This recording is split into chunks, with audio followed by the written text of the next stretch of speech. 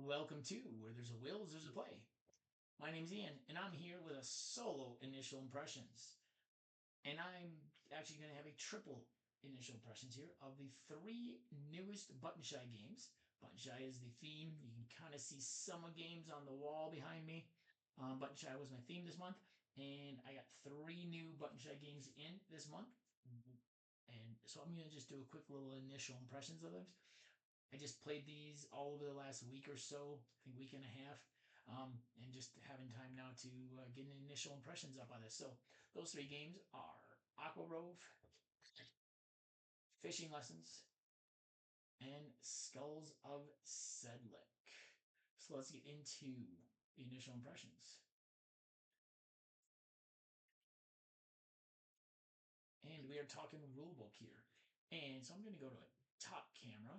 I'm going to make myself a little bit smaller here.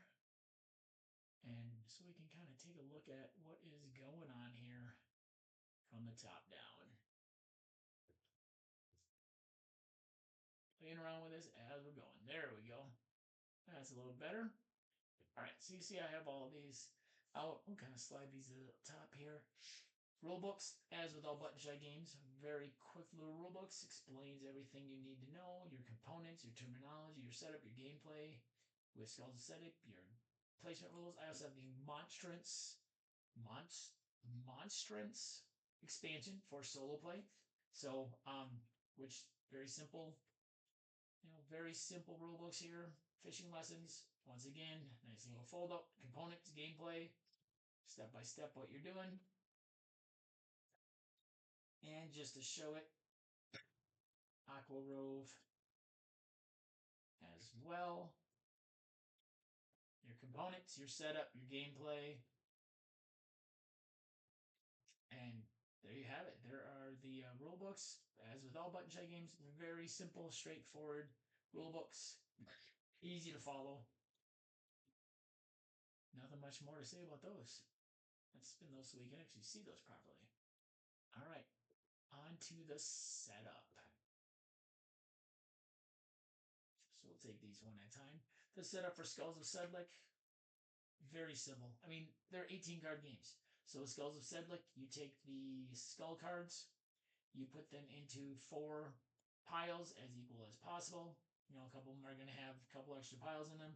And then for the solo mode, you take one of these face up, and that is your secondary orientation that you need to make. You need to make the pyramid. I guess I should show you that. You need to make the pyramid from the base game, from the 2-player in that. And then, so your setup is you pick one of these, is going to be the other thing, you pick one of these and flip it upside down, flip it that way, and that's going to be some special scoring that you get. So the setup, really easy for this. So we'll just keep these out so we can talk about them. Just keep the cards off the side with those. Fishing lessons, again, very easy, 18 card game. Setup, you place all these cards, all these fish cards. You put them all, you shuffle them, you place them face down in a row. So like this. Okay, you pick your character that you're going to be, that you're learning. So pick your character. Whichever character, you place it up on top really quickly. Like I said, this is the setup, a very quick setup. You place this up there, and then you take your lesson cards and you place them down below, giving yourself space to lay out lessons. So easy setup for fishing lessons as well. And moving on to AquaRove. AquaRove, put fishing lessons up here. AquaRove, just like Rove, but it's vertical. You start with let me double check this because I've only played it once, right? So you start by putting your modules in a 2x3 grid, except for unlike Rove, where it's a horizontal, now it is a vertical grid. And you place your starting mission. You take 5 cards that are cards that are going to be your movement cards, and the rest of these just go, the mission deck just goes somewhere else. Okay. Oops. So yeah, so there's the setup for that 5 cards for your movements. So pretty simple, straightforward, as with all button shy games.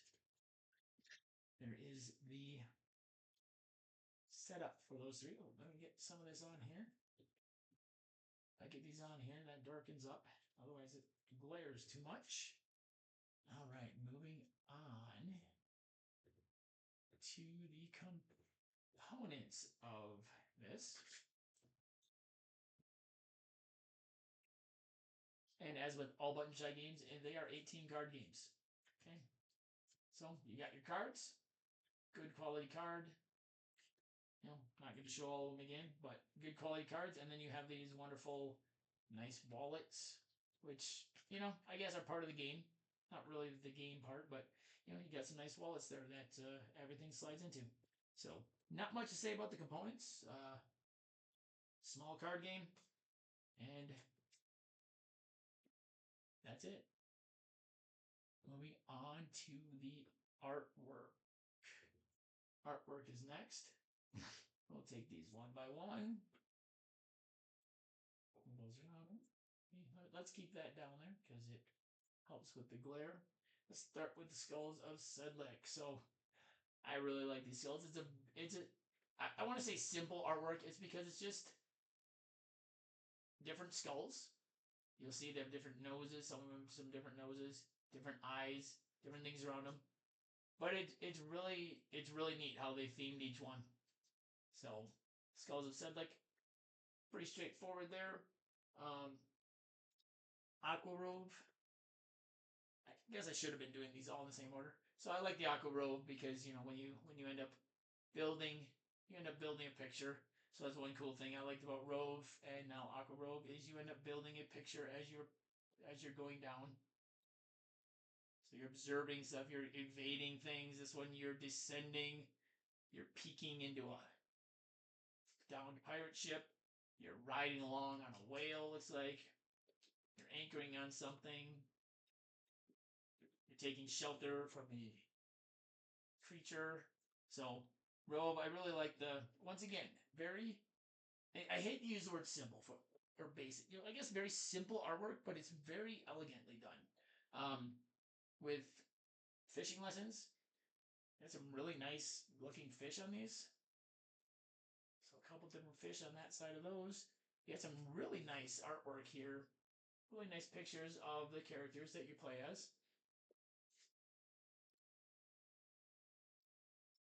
It's really nice artwork there. Your lesson card, you have the picture of Leland with his family. That's who you're learning your lessons from. And then you have his lessons. And all the bottom of these, same picture. So, pretty nice artwork on all those, you know, once again, small card games. All right, moving on to the gameplay. I guess I really should have done these in the same order, but oh well. So in Skulls of Sedlec, like I said, you are placing cards into 4 piles. I'm not counting. And you flip 2 over at a time with the solo mode. Let's get those completely on the screen. Oh, those are really glaring, aren't they? And you are going to place them into your 2 orientations. You have your pyramid, which you might make your pyramid here. I'm just going to place the cards. And then you have whatever your other orientation is. And then and that's what it is. You flip 2 of these at a time. You choose one to place. And then say, I'm going to flip these 2. I can choose one of these to place. Uh-oh. I'm not sure what just happened. Okay, there may have been an error right there. I don't know. My screen just went black on me and popped back on. And I got some sort of error message. So if there is, I apologize. So yeah, so Skulls of Sedlec, you're placing out cards. You know, the pyramid, you place them like this. Let's say I want to take that. Oh, no, I want to flip over this and this. And you're flipping to the top card in 2 piles. And then you're placing them into one of your 2 orientations, either the pyramid or with the monstrance solo, you know, whichever orientation this is. with this orientation, or with these, you can always place here where the purple ones are. Otherwise, you need to be otherwise it needs to be placed next to something else. You have to start from the bottom up. So like here, you could place next to this. This one you could place next to these. I can start it there, and I can, you can place next to them. So that's Skulls of Sedlec.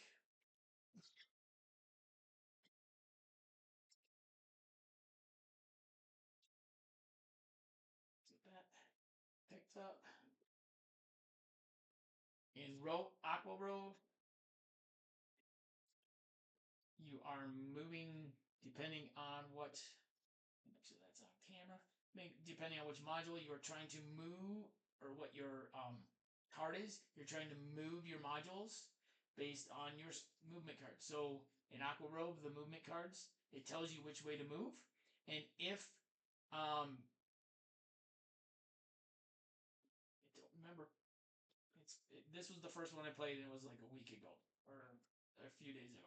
So this allows you to add one more if these two cards are next to each other, then you get to one extra movement. So instead of 3, because these two are next to, I would get 4 movements, and I can go only vertically and horizontally, depending on what these have. So like this has arrows on this end of it, which means I get to, I have to move over. I can move over things. This one, I'm moving one movement point. I choose a module and then move it one space in one of the directions. And then I get to push everything as well. So if I want to move this, it would push that. If I want to move this one, it would push everything. And then this one, with dots on the end of it, you spend one movement point and you move it one space. So this allows you to move one space only. This one that had the arrows on it, I can move over things. I can move as many spaces as I want, as long as you keep them connected. So that is AquaRove. And then, like I said, when you get these configurations, so let's say I got this configuration here. I just put these things like this to show this configuration. So if I got these cards in this configuration, then I put a new card out, and that card is now what I need to get my modules into. And then your modules all have special powers that allow you to do some things one time during a game. So that is AquaRove. So a couple of these are not completely fresh in my mind, but they are first impressions of them, because I have played them only once. So in fishing lessons, said you place a card here, you place your lesson cards, or not your lesson card. Where is it? Now I got stuff all over the place. Yeah, you place your lesson deck, and you pull out a lesson. And so you're here, so I can flip these two, or I can flip these two, based on this card. So you can see this card. So I can flip one or the other. So if I flip these, I can see what they are. I need, with Arya, I need to get all cards face up. So her goal is to get all these cards face up. So as you play, so I place this in, so then I do this. Okay, well now, oh, and then I had to move her too. So I'm going to move her 2 down here. So now I do this all again. So I'm going to, I see what I have. I go from left to right. I'm going to flip these 2. She has to move 2, so 1, 2. Then I have to flip the one she's on. Now it says swap 2 face down cards. Well, I mean, she just needs everything face up. Some of them need, like Carter here, his brother, needs 2 B's, 2 C's, and 2 T's. So you would have to make sure you get what you need on those cards. And that is a quick little rundown of fishing lessons. Let's get that picked up. Let's get these back on here so we don't get that glare. Get the lesson cards so I don't get everything completely mixed up with each other. Otherwise, I might be playing Skulls of Fishing Rove. Or Fishing Rove of Sedlec. Yeah, Fishing Rove of Sedlec. There we go. Aqua Lessons of Sedlec. Skulls of Aqua Lessons. I don't know. All right, moving on. to the next one, which is scoring.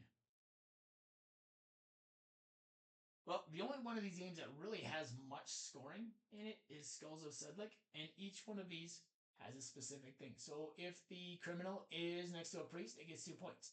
If the romantic is paired with another romantic, they each get 3 points. The peasant just get 1 point each. The priest gets 2 points, but you can only score it once per level. Something I forgot in the first game of this I played, and I had 3 of them in one level. I could only score on them. The royals get 1 point for every royal and every peasant that is below it. So they want royals and peasants below them. So there are the different scorings. And then with the monstrance, like I said, you might get some extra scoring things here that you need to do. In fishing lessons, there isn't really any scoring because you are simply trying to get the goal. So with Carter, you need 2B, 2C, and 2T. With Zoe, you need 3S and 2T. So you're not really scoring anything because you are trying to get that goal in the end. So you're trying to make sure you get that goal taken care of. If you do it or you don't do it, you either win the game or you don't. And there's different levels of play. Medium, depending on when you actually check if you've got your goal. On easy, you get end of lesson. You have to check at the end of each lesson. Medium, you end of your turn, and hard, the end of the game. So that was fishing lesson. And AquaRove, once again, also does not really have scoring because you need to get 7 modules. Oops, that's not the right set of cards. So you need to, with AquaRove, you need to get 7 of these cards in order to win. Okay, so you need to get 7 of them in order to win. Can't quite see that. There's a bit of a glare there, so we'll take that off. Okay, so you need 7 of them to win. And it's as simple as that. So not really a whole lot of scoring in these ones.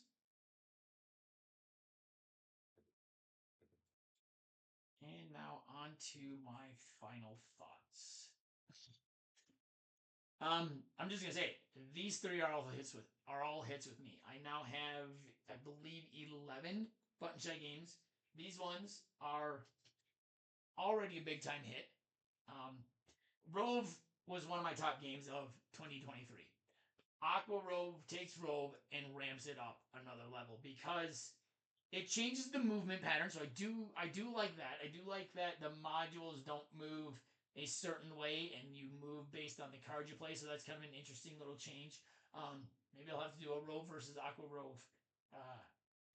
That'd be tough to choose. And AquaRove, like I said, ramps up. Instead of needing 1 module in a place like you needed in Rove, you need 2.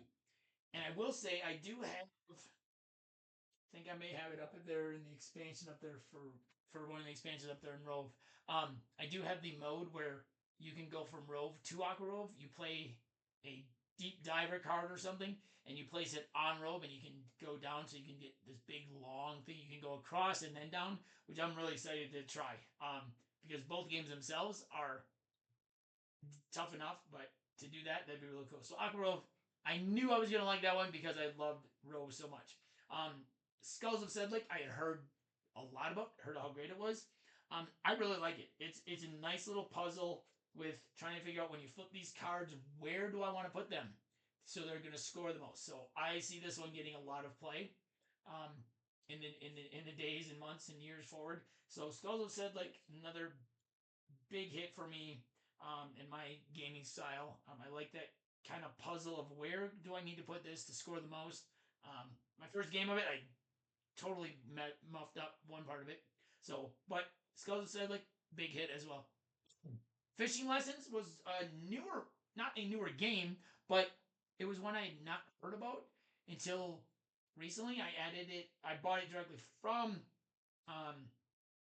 Button Shy with Skulls of Sedlec, as well as the Unsurmountable expansion, which is one of my favorite games, and one other thing. I don't remember what else I added in with that while I was waiting for AquaRove and all the Rove expansions to arrive.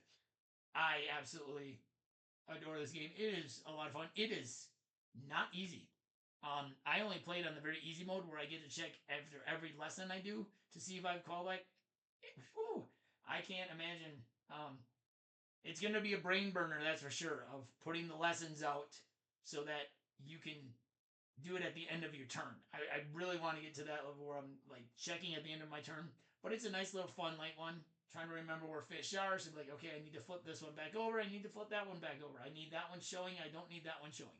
So all three of these hits for me. Immediately moving up my button shy collection list, which I'll be doing a rank the collection for after this month because that's gonna be a new series that's coming. Is rank the collections, and button shy will be my first one. So that was first impressions of AquaRove, Fishing Lessons, and Skulls of Sedlec. I did this kind of on the fly, so I apologize that I was kind of talking about different games in different orders in each section, but I don't think that should be that big of a deal.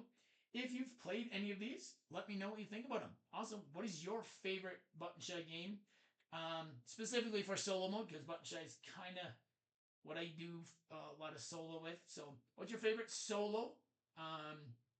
What's your favorite of these? What do you think of these? What other games do you enjoy? Like I said, I have 11 of them up here in my solo collection. Some of them are hits for me, some of them are not hits for me, but every game is not for everyone.